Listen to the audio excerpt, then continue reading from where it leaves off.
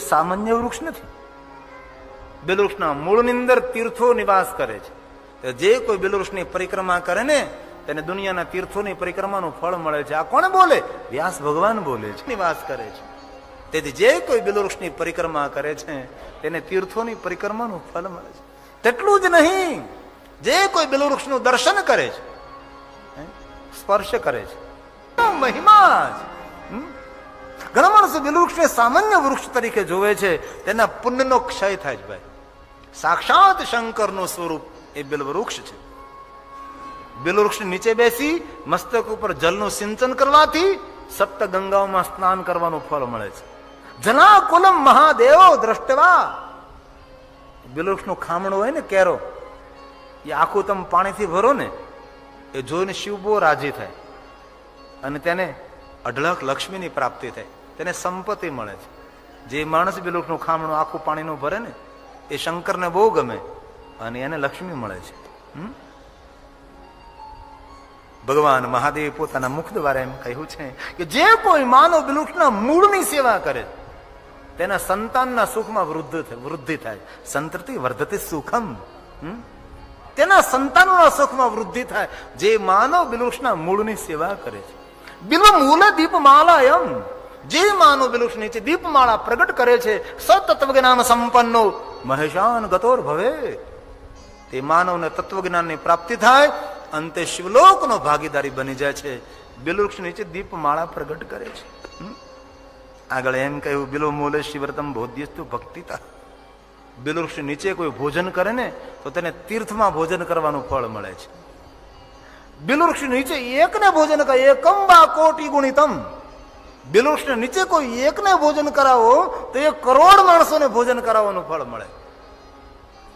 આગળ એમ કહ્યું, બિલવૃક્ષ નીચે ભોજન કરવાનો મહિમા છે, બિલવૃક્ષ નીચે કોઈને ભોજન કરાવવાનો મહિમા છે.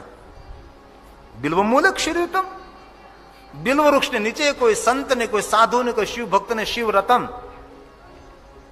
ખીરનું ભોજન કરાવવામાં આવે, સદરિદ્રો ન જાય, તેના કુળમાં નિર્ધનતા ન જાય.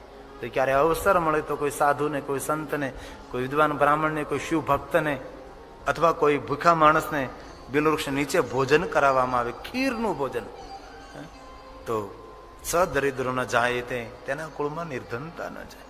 અતિતાનંગ તાન સર્વાન. જે માણસો દુર્ગમ સ્થાનો પર વૃક્ષો વાવે છે તેને ગયેલી ને આવતી 2 પેઢીઓને સુખ મળે છે. જે માણસ 1 વૃક્ષ વાવે છે તેને 100 દેવાલય બનાવવાનું પુણ્ય પ્રાપ્ત થાય. 1 પીપલ વૃક્ષ વાવે, 1 વટ વૃક્ષ વાવે, 100 કલ્પ સુધી વૈકુંઠ લોક મળે છે. પરંતુ 1 બિલવૃક્ષ વાવે અને બિલવૃક્ષને ઉછેરે, મોટું કરે છે, તેને 1 કરોડ શિવાલય નિર્માણ કરવાનું ફળ પ્રાપ્ત થાય છે. તેથી અગર અવસર મળે તો બિલવૃક્ષ વાવો, બિલવૃક્ષની સેવા કરો. મહાદેવનું સ્વરૂપ બિલવૃક્ષો, સાક્ષાત શંકરનું સ્વરૂપ છે. તેથી બિલવૃક્ષનો મહિમા શિવપુરાણમાં બહુ વિસ્તારથી ગાયો છે. જેના આંગણે બિલવૃક્ષ હોય ને એમનું આંગણું તીર્થ છે. એમના આંગણે ઉત્પાત ન થાય. એનું આંગણું દેવલોકથી ભરેલું આંગણું છે. ઘણા માણસો ખોટા પ્રવચનો કરે છે કે આંગણામાં બિલવૃક્ષ ન રખાય, કાંટાવાળા વૃક્ષ ન રખાય.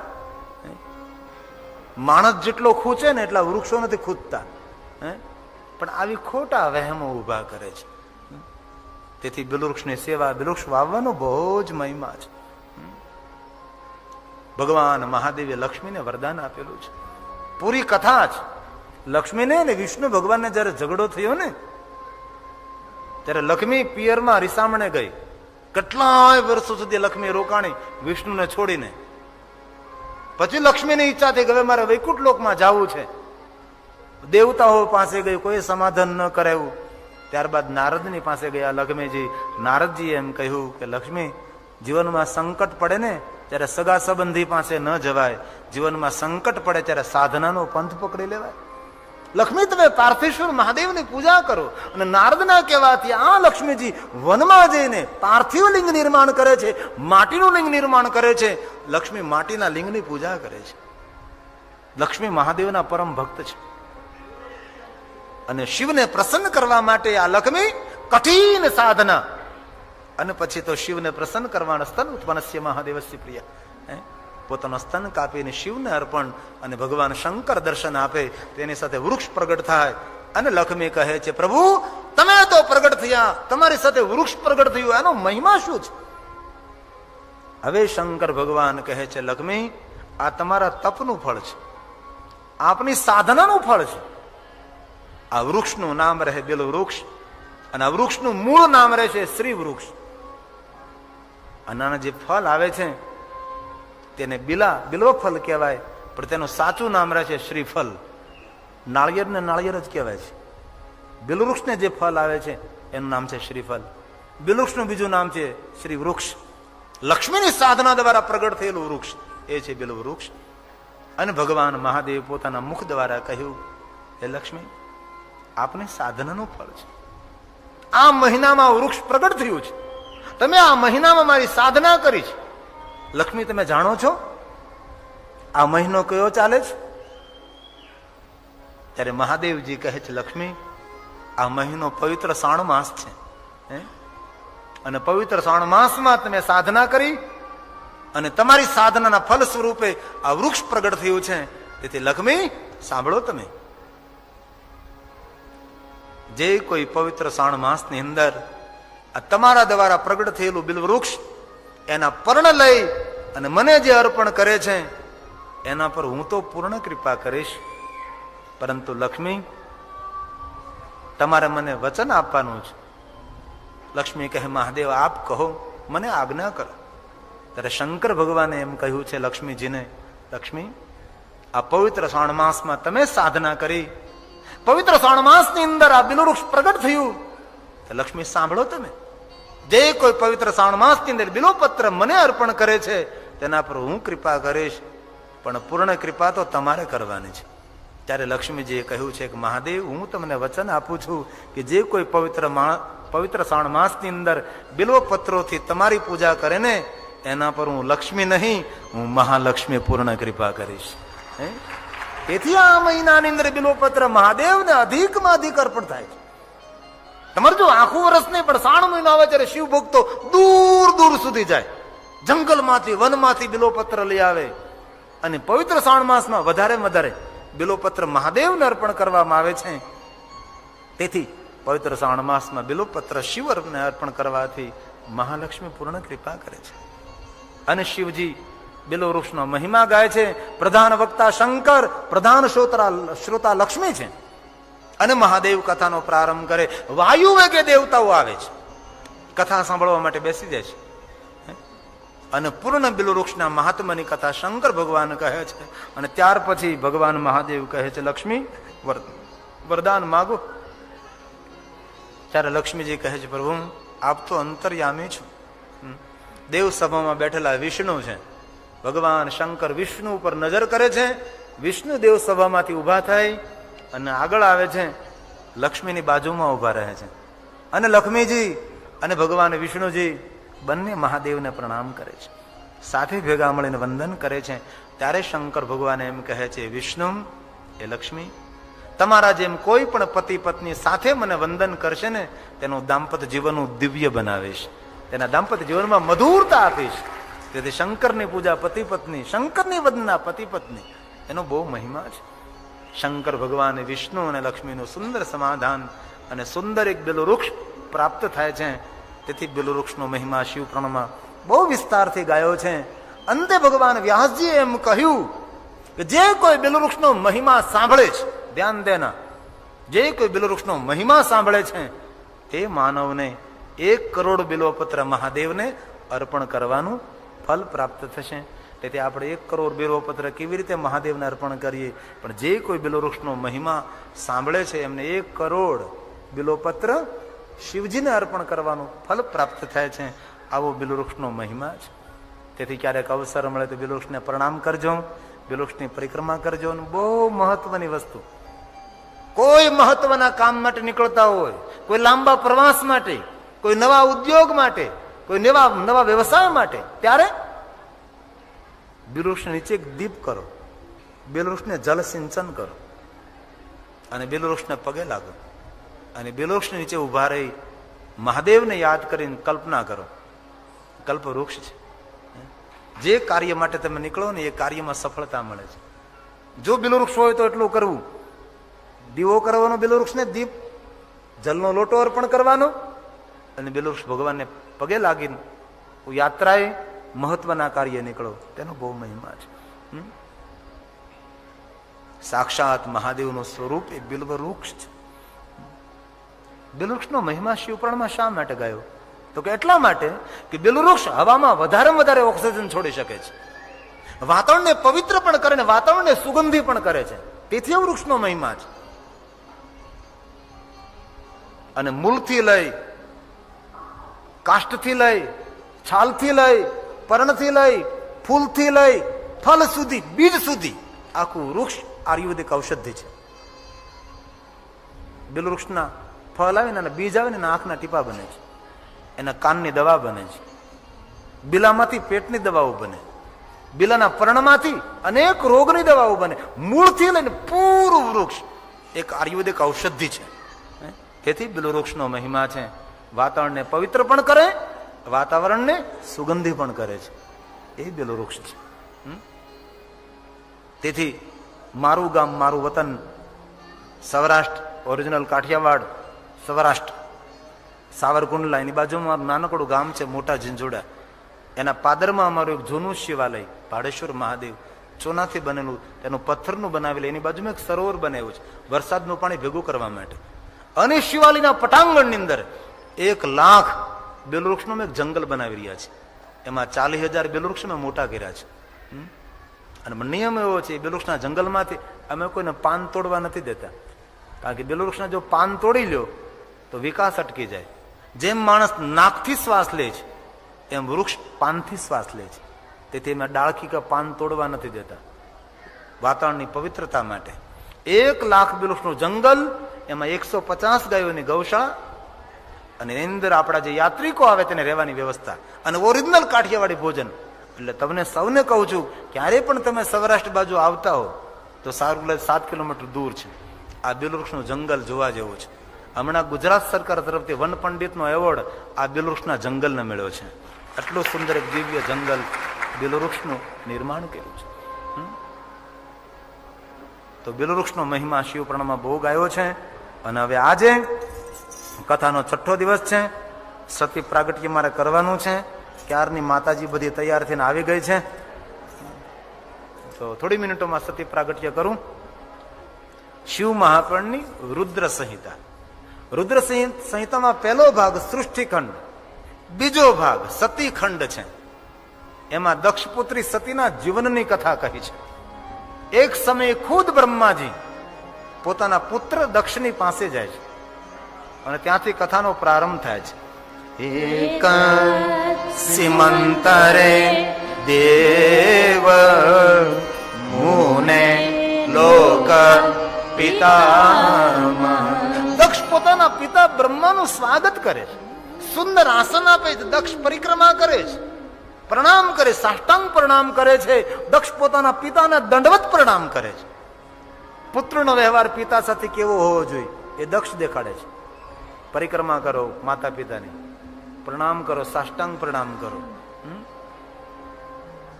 માતા પિતાની સેવામાં દુનિયાના દેવતાઓની સેવા સમાયેલી છે. દુનિયાના કોઈ પણ દેવને શરણે જાઓ, પણ જ્યાં સુધી માતા પિતાને રાજી નથી કર્યા ત્યાં સુધી બધી સેવા, યજ્ઞ, પૂજા, તીર્થ યાત્રા વ્યર્થમ વ્યર્થ. આજે દક્ષ પોતાના પિતાની સાથે મધુર વ્યવહાર કરે છે. બ્રહ્મા કહે છે, પુત્ર દક્ષ, આપની પાસે હું તેટલા માટે આવ્યો છું, આપના આંગણે દીકરીનો જન્મ થાય. જેના આંગણે દીકરી જન્મે તેનું આંગણું તીર્થ કહેવાય છે. જેના આંગણે દીકરી જન્મે તેનું આંગણું દેવલોક કહેવાય છે. તેનું આંગણું પવિત્ર, પાવન. તેથી તમારા આંગણે એક દીકરી જન્મે. ભલે પિતાજી હું શું કરું, તપ કરો. બ્રહ્માના કહેવાથી દક્ષ પુત્રી પ્રાપ્તિ માટે તપ કરવા તૈયાર થાય. વીરણી પૂછવા લાગે છે.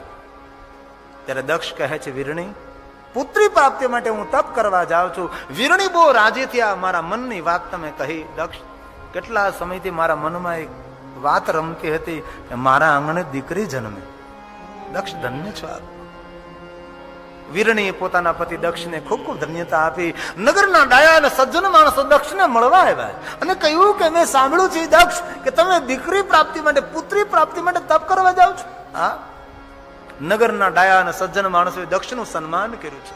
હે, ધન્ય છો દક્ષ, સમાજને નવી પ્રેરણા, સમાજને નવી દિશા તમે આપી રહ્યા છો. આ પુત્રી પ્રાપ્તિ માટે તપ કરવા જાઓ છો, ધન્ય છો આપ, ધન્ય છો. તેથી પેલા પણ કહ્યું ને ફરીવાર પણ કહું છું, આપણા શાસ્ત્રોમાં જેટલો દીકરાનો મહિમા છે તેટલો જ દીકરીનો મહિમા છે. થોડો પણ ઓછો નહીં. પણ દીકરાઓ માટે વલખા માર્યા છે. દીકરીઓને તરછોડી દીધી, દીકરીઓને કરપીણ હત્યા કરી, પેટમાં ભ્રૂણ હત્યા કરી. પેટમાં રહેલી દીકરી માને પોકાર કરે કે માં મને તું જન્મ આપજે. તું પણ નારી છે ને હું પણ નારી છું, તારી માએ તને જન્મ આપ્યો તો તને જગત જોવા મળ્યું. જેવી રીતે તારી માએ તને જન્મ આપ્યો એવી રીતે મને તું જન્મ આપજે. મારે જન્મ લઈને જગતને જોવું નથી, મારે જન્મ લઈને જગતને મારે કહી દેવું છે કે દીકરા કરતા દીકરી સમોવડી હોય છે. અને વર્તમાન યુગમાં દીકરીઓ શું ન કરી શકે? દીકરીઓ ટ્રેન ચલાવે, પ્લેન ચલાવે. મારે જગતને જોવું નથી, મારે જગતમાં કંઈ કરી દેખાડવું છે. અને અત્યારે દુનિયામાં જોવો ને તો દીકરાઓ કરતા દીકરીઓ ઘણી બધી આગળ છે. અરે કોઈ પરીક્ષાઓનું રિઝલ્ટ આવે ત્યારે પણ જો છોકરા ઓછા હોય, દીકરીઓ ભણવામાં મોખરે હોય છે. પહેલા નંબરે એ લોકો હોય છે. છોકરાઓ બહુ ઓછું ભણે છે. આ તમારે ભણતા હશે, બાકી બહુ ઓછું ભણે છે.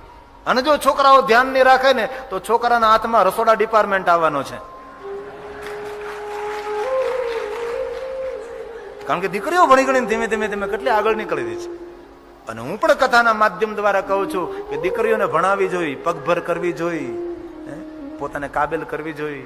અને તમારે જો કોઈ બાપનો દીકરો વકીલ હોય, પ્રોફેસર હોય, ડોક્ટર હોય તો બાપ માટે ગૌરવ નથી. પણ કોઈ બાપની દીકરી ડોક્ટર હોય ત્યારે બાપ એ સમાજમાં ઊંચું માથું કરીને કહેતો મારી દીકરી ડોક્ટર છે, મારી દીકરી વકીલ છે, ઓફિસર, પ્રોફેસર છે. દીકરા મહાન બને તેમાં બાપનું ગૌરવ નથી, પણ દીકરીઓ જયારે મહાન બને છે એ બાપના ગૌરવની વાત છે. અને એ પણ તમે યાદ રાખજો, બાપનું નાક દીકરો નથી, બાપનું નાક દીકરી છે. તેથી મારી યુવાન દીકરીનો પણ મારી એક સાધુ તરીકેની પ્રાર્થના, બાપનો સાચવજો. કોઈ ખોટી જગ્યાએ પગ ન પડી જાય તેની કાળજી રાખજો. કોઈ ખોટો જીવનમાં નિર્ણય ન લેવાય તેની કાળજી રાખજો. સારું ને સરસ જીવન જીવજો. તમારું નામ લઈને તમારા મા બાપ ગૌરવ અનુભવી શકે એવું મારી દીકરીનું જીવન હોય.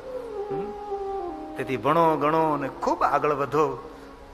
અને સતી જન્મ સમયે ભગવાનને ખૂબ ખૂબ પ્રાર્થના કરું છું, તમારી દીકરીઓ ઘરે હોય તો ખૂબ તેને સફળતા આપે અને ખૂબ તેને મહાનતા પ્રતિષ્ઠા આપે. અને જો તમારી દીકરીઓ સાસરે હોય તો જ્યાં હોય ત્યાં ભગવાન તેની ખૂબ રક્ષા કરે અને ભગવાન તેને ખૂબ સુખ આપે.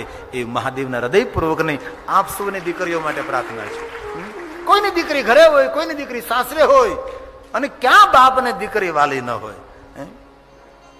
આમ દીકરી સાસરે જતી હોય ને તેને માને થોડી વેદના થાય, માં કરતા બાપને વધારે વેદના થતી હોય છે. તો જે બાપે પોતાની દીકરીને વળાવી હોય ને એ બાપને અનુભવ હોય છે કે દીકરીની વેદના સમયે કેવી, વિદાય સમયે કેવી વેદના થતી હોય છે. અને જે બાપને દીકરી નથી મળી ને એ બાપ આ વેદનાથી વંચિત રહી જાય છે. એને લાભ નથી મળતો. કે દીકરીની વિદાય કોને કહેવાય, દીકરીનો પ્રેમ કોને કહેવાય, દીકરીની લાગણી કોને કહેવાય?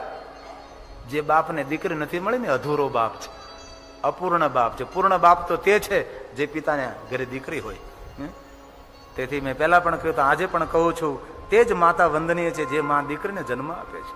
ફરીવાર કહું છું, આમાંથી જે માતાઓએ દીકરીઓને જન્મ આપ્યો છે એવી માતાઓને ગિરિબાપુના પ્રણામ છે, ગિરિબાપુના વંદન છે. દીકરી તો દીકરી છે. ખૂબ લાડ લડાવજો, ખૂબ પ્રેમ કરજો. આખા દિવસમાં એકાદી વાર માથા પર હાથ ફેરવજો. એ જો બેટા મજામાં છે ને, દીકરીની આંખ ભરાઈ જાય. અખતરોત કરજો કરી છે ને, તમને દીકરી ભગવાને આપી હોય તો બે મીઠા બોલવો. અમારા કચ્છી છે ને, કડવા કચ્છી પાટીદાર, એ લોકો સાંજે બધા ભેગા થાય ત્યારે દીકરીઓ કોઈને પગે ન લાગે, દીકરીઓ સૌની સાથે મળે અને પછી વડીલો દીકરીઓના માથા પર હાથ મૂકે. એવું રૂડું લાગતું હોય. આપ લાગે કે આ 9 વર્ષ છે શું? દરોજ સાંજનો કર્મ કચ્છ કડવા પાટીદારમાં. કારણ કે અમારા ઉતારો હોય ને, તમને ખબર, એમનો રિવાજ છોકરાઓ સૌને પગે લાગે, નાના મોટાને પગે લાગે, પણ દીકરીઓ નહીં. દીકરીઓ કોઈને પગે ન લાગે. સૌ વડીલો એના માથા પર હાથ મૂકે. નિયાણી નિયાણી એવું કહે ને કે નિયાણી એવું કઈ બોલે, એવું મને બહુ ગમે. તેથી ભાઈઓને પ્રાર્થના છે, જેને દીકરી પ્રાપ્ત થઈ હોય ખૂબ વાલ કરજો, ખૂબ પ્રેમ કરજો. ઘરે જઈને એના માથા પર હાથ ફેરવજો. દીકરી સાસરે હોય ને તો સાંજે ફોન કરજો કે બેટા કથામાં ગયો હતો, બેટા તારી દીકરી બહુ યાદ આવી. દીકરી ખૂબ રાજી થશે, પુત્રી ખૂબ રાજી થશે. અને સાંજે તમારી દીકરીને ફોન કરો ને તો ગિરિબાપુના પણ ઓમ નમઃ શિવાય કહેજો, યાદ આપજો. આજ દક્ષ પુત્રી પ્રાપ્તિ માટે કઠિન તપ કરે છે. માં ભવાની પ્રસન્ન થાય છે. દક્ષ વરદાન માગો. દક્ષ વરદાન માગે છે, માં મારા આંગણે પુત્રી બનીને પ્રગટ થાવ. અને માં ભવાની વરદાન આપે છે. અને અવસર આવતા દક્ષના આંગણે સાક્ષાત ભવાની પુત્રી બનીને પ્રગટ થવાની તૈયારી. દેવતાઓ આસમાનમાં પુષ્પો લઈને, ઋષિમુનિઓ દક્ષના આંગણે, વીરની દક્ષ માં ભવાનીની રાહ જોવે છે. નગરમાં સૌને આનંદ થવા લાગ્યો છે. માના પ્રાગટ્યનો સૌ રાહ જોવા લાગ્યા, ઇંતજાર કરવા લાગ્યા. 1, 2, 3, 9 માસ પૂર્ણ થયા. 10મા મહિનાની શરૂઆત થઈ. વાયુને વર્તન બદલાણા. વાયુમાંથી સુગંધ આવવા લાગી. આસમાનમાંથી તેજ પુંજ સાથે દક્ષના આંગણે માં ભવાની પ્રગટ થાય. સુંદર બાળકી રૂપે નામકરણ વિધિ થાય. નામ સતી રાખવામાં આવે. પૂરા ભુવનમાં સતીનો જય જયકાર થયો. બોલીએ સતી માતા કી જય. દક્ષ ઘેરે આનંદ ભયો, સતે માત કે. દક્ષ ઘેરે આનંદ ભયો, સતે માત કે. દક્ષ ઘેરે આનંદ ભયો. સતે માત કે. જય સતી માત કી. દક્ષ રે આનંદ ભયો. જય ઉમૈયા માત કી. દક્ષ રે આનંદ ભયો. જય ભવાની માત કી. દક્ષ રે આનંદ ભયો. જય ચામુંડા માત કી. દક્ષ રે આનંદ ભયો. જય કાલી માત કી. દક્ષ રે આનંદ ભયો. જય રાંદલ માત કી. દક્ષ રે આનંદ ભયો. જય ખોડલ માત કી. દક્ષ રે આનંદ ભયો. જય સતી માત કી. દક્ષ રે આનંદ ભયો. જય ભવાની માત કી. દક્ષ રે આનંદ ભયો. જય દુર્ગે માત કી. દક્ષ રે આનંદ ભયો. જય સતી માત કી. દક્ષ રે આનંદ ભયો. જય દક્ષ ઘેરે આનંદ ભયો. જય સતી માત કે. દક્ષ ઘેરે આનંદ ભયો. જય સતી ચાલો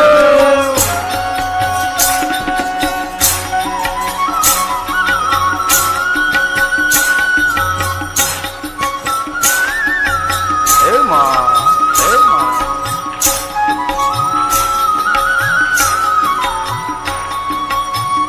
એ હાલો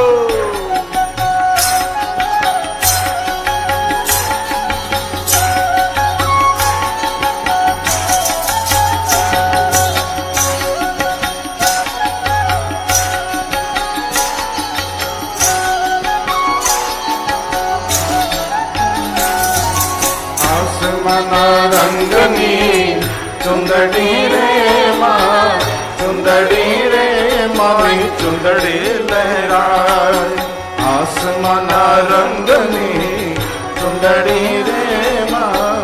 ચુંદડી રે મારી ચુંદડી લહેરાય.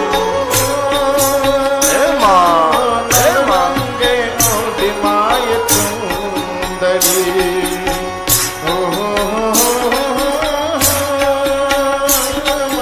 નવરંગે મોટી માય ચુંદડી માં.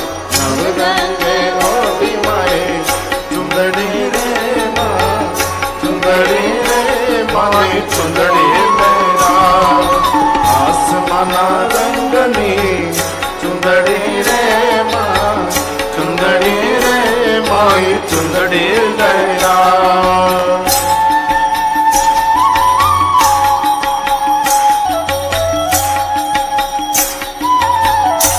એ હાલો